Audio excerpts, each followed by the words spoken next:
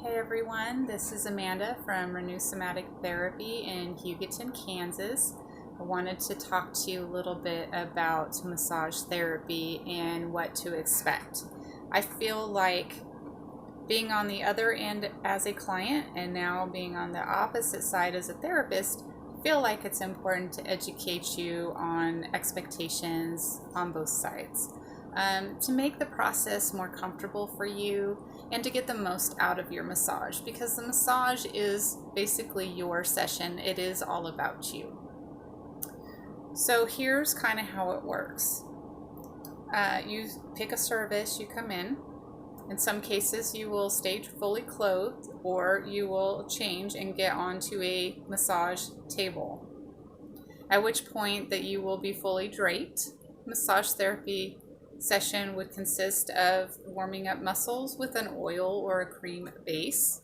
Um, if you're fully clothed, there's usually no oil involved unless you're having shoulder pain and they need something to help with gliding strokes. But in any instances, you are really trusting yourself with this person, because really, when I think about it from my perspective, the only person that you really get very vulnerable in front of is your doctor and your massage therapist for the most part. So there is a little bit of a power differential there, just because you're most of the time unclothed on a table, draped, trusting a stranger to work on you. But in any case, there is a transaction that takes place.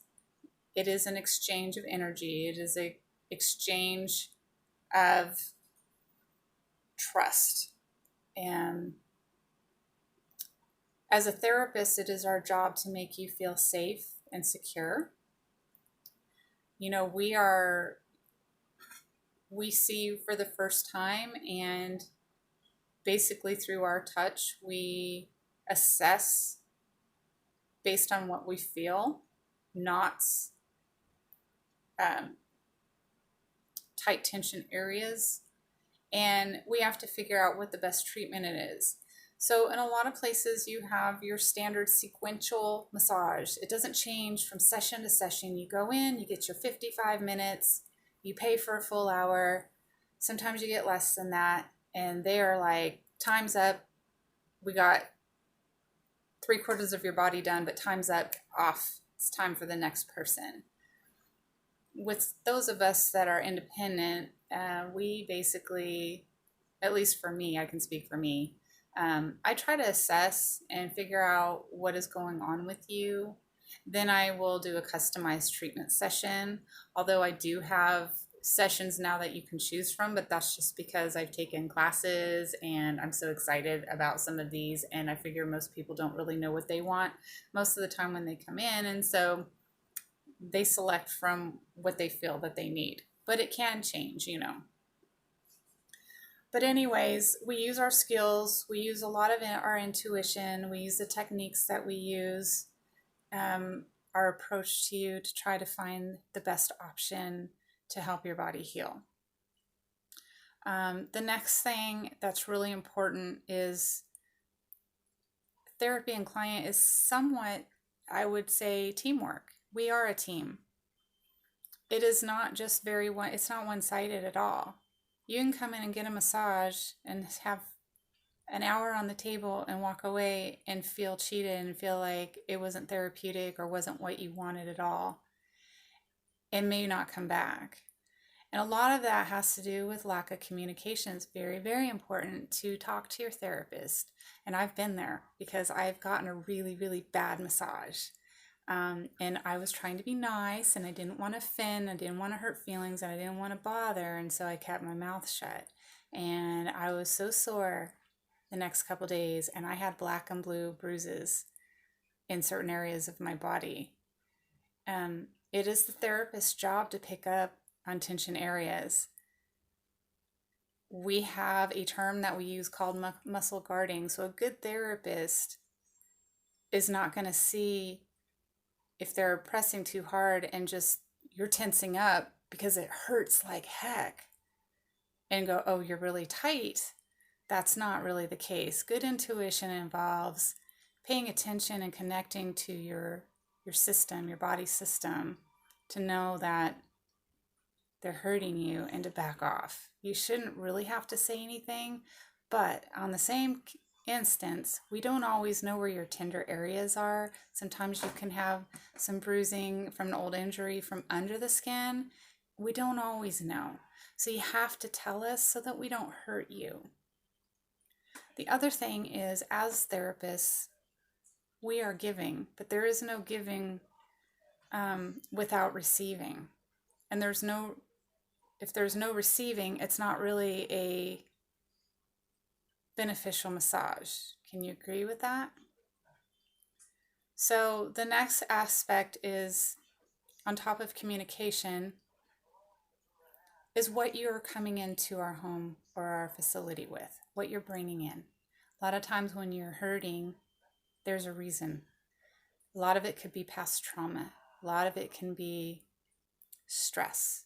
I know during COVID, even with me being here at home working and not being around people, I had to get off completely from social media. I had to back off. I had to stay off of anything news, any stories coming on YouTube, whatever, because just the thought of everything happening and the big whirlwind changes and the thought of people passing away and the effects of, oh my gosh, all of these families who are suffering right now in pain.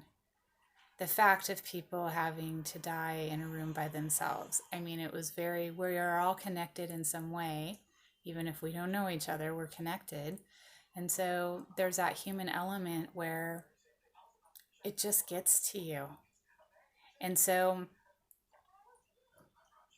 how are you dealing with that? What are you doing with those emotions? Are you even aware that you are holding on to anything?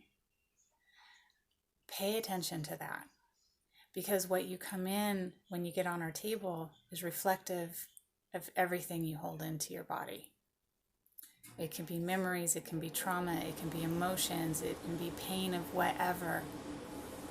Now, the interesting thing about the body is we have certain systems that function automatically. Our heart automatically pumps blood. We don't have to think about it. Same with breathing. We don't always think about it. And we're nothing without our breath, correct? But it's part of our life force. And so a lot of times, especially for me, I can be tensed up about something, not think about it, and I forgot to breathe. Or I'm so tense and I'm just holding it all up in here. And so really think about that and think about letting go of that breath. Like, just take a deep breath, let it out. If you breathe in through the nose, exhale through the mouth, or just breathe out of the mouth. Breathing is our life force. Now, in some of the education that I've taken and some of the Asian bodywork, Thai massage, for instance, we do a lot of work with the digestion, with the belly. We do a lot of belly work. We call it the hara. It is the life force. It is the chi, is what we call it. And it is our energetic center. And so when we're not breathing adequately, we're holding in that tension again. And so I heard a saying about, if you can control your breath, is to control your mind. So think about that when you're tense, when you're having emotions, when you're having thoughts or things playing back in your head, or some event just happens. What are you doing with your breath? Breath is so important. When I learned Lomi, which is from Hawaii, totally different continent, right? We focus on the breath. The breath works with the parasympathetic nervous system, which is tying to emotions, tying to tension, tying to the physical. When we are holding on to tension, it causes postural imbalances, it causes pain in tension areas, it causes radiation of pain. It happens. We all go through it at one point and another. We call the breath the ha, and I found it very interesting. Hara, ha, You go into shiatsu, hara, again, it's Asian body work, but everything goes with the breath. And so big important thing when you come in to get a massage. I know it's really hard to relax, and it's what I try and tell my clients a lot. For Lomi massage in particular, it is typically a 2-hour session.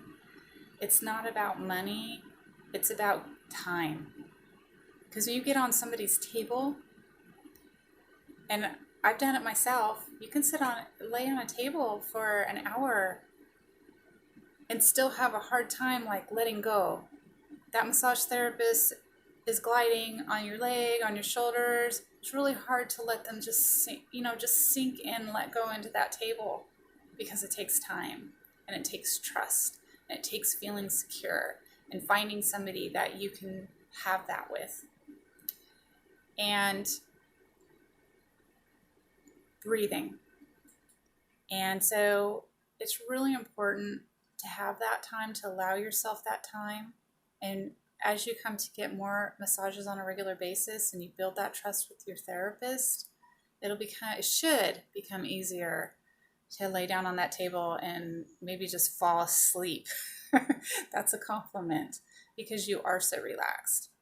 And what I would usually tell clients who have come to me for a while is I would eventually suggest a Lomi massage, if I felt like there was a need for them to have that. Typically do not give a Lomi massage to somebody that I've never done work on, for a reason. And number one, my instructor told us all that that was very important, and we don't do Lomi massages on people who we don't have an established relationship and trust with.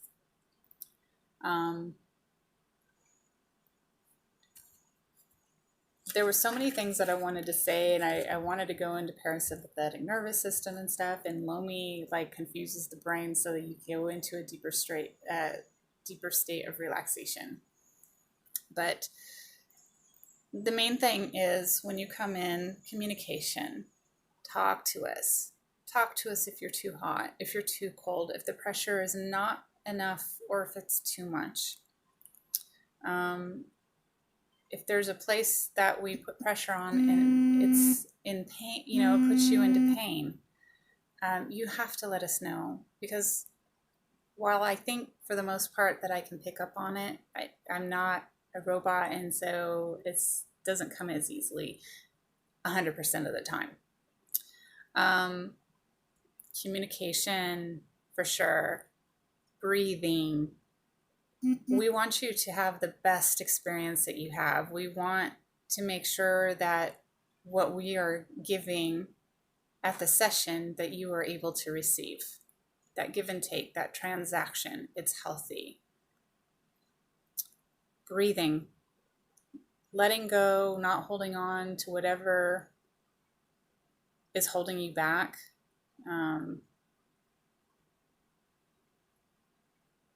Focusing on the exhale, for sure. And remember how to take that deep breath, and I'll post something on my page about that. But yes, definitely to get the most out of your massage and to receive more in-depth work. That's the key. If you're holding on to stuff and you're stressed and you're not letting go, there's only so much that we can do for you. We can't get through the barriers. And so it's kind of like, especially on tummy work, we might place our hands and ask you to take a deep breath, right? And then exhale. And then we might sink a little deeper, and then actually ask you to inhale again and then exhale, and we might sink a little deeper. There's a purpose and a reason for that. And that is for neck work, for shoulder work, for feet, for calves. So if you want to receive the most out of your massage, again, breathing, exhaling. The exhale is the most important thing, so that we can do the work that you came to see us for. So thank you for listening, and I will keep posting ideas that I think will be beneficial for you. And again, you can go to Renew Somatic Therapy and visit my website. And if you have any questions, please reach out. Just because there's massages on there, I can customize it. So all you do is got to let me know what's going on, and I can usually direct you to the massage that I think will benefit you, or I can add something to the website that you can book from there. Thank you. Have a good day.